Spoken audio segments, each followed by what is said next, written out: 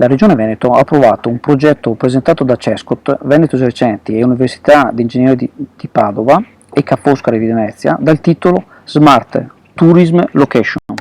Oltre a molti enti pubblici del Veneto, consorzi e metadistretti turistici e vari comuni hanno partecipato da Chioggia l'associazione Ascot, 3 hotel, 4 campeggi e 8 stabilimenti balneari di sottomarina. Innovazione e accoglienza saranno obiettivi del progetto per la creazione di un modello unico regionale di turismo valorizzando le specialità territoriali in osservanza della legge regionale 11.